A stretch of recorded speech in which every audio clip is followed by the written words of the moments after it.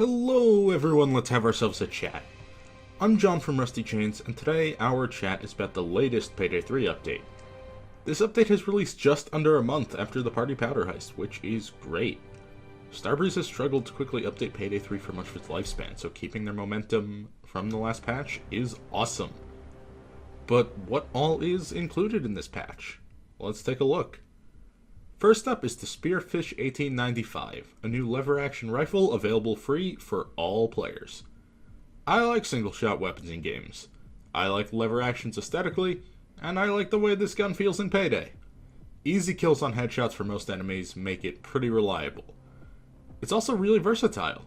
You can sight in for slow methodical shots or rapid slam fire with your hip fire to deal with any crowds of enemies that may just get up in your face. The gun has a decent amount of mods as well. The one thing to be aware of is that it is shell-by-shell reload because it's a lever action, so once you fired a few shots it gets to be a long reload before it gets back to full. Either through skills or shooting habits, plan around that. Overall, the Spearfish is a fun and good new gun. I like it a lot. It's the real highlight of the update for me. The other big addition in this update is the Smash and Grab mode. This is a smaller game mode meant to be an onboarding experience for new players. For reference on how new, they specifically recommend it for level 10 and below. These are short little heists where you go in, get a couple bags, and then get out. They use existing heists, but you're only allowed to visit small little sections of the map. If you're an experienced player looking for a new challenge, this probably isn't going to be that for you. But the concept of a tiny little something to vary the experience is neat, and I enjoy it on paper. We've got two of these Smash and Grab heists. The first one takes place on Boys in Blue, which you can play without needing to own that heist. This one is entirely in the outside parking lot and garage. You find a bunch of cars owned by drug smugglers which have been impounded by the police. You strip the cars, take the drugs, and you leave. Like I said, very simple. You can stealth this one as well for practice if you want to work on those mechanics, or you can go loud if you're really craving a quick 5 to 10 minute Payday firefight. I actually found myself having a decent time with this one, despite not being the most challenging content. The other mission is on No Rest for the Wicked, where you have access only to the lobby, the vault, and the parking lot.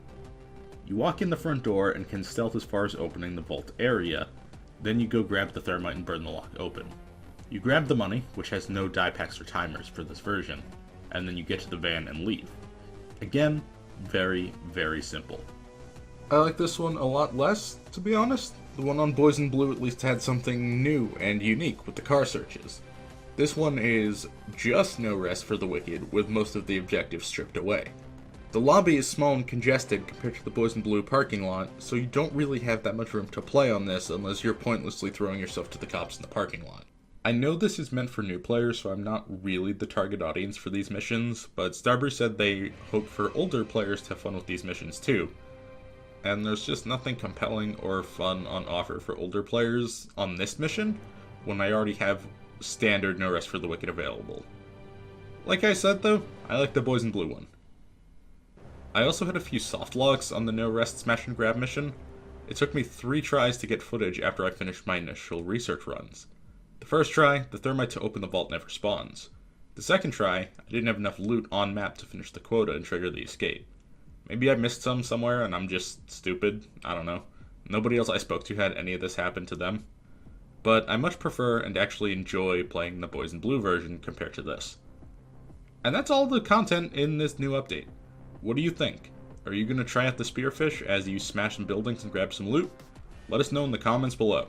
Until next time, don't forget to spread the happy and stay rusty.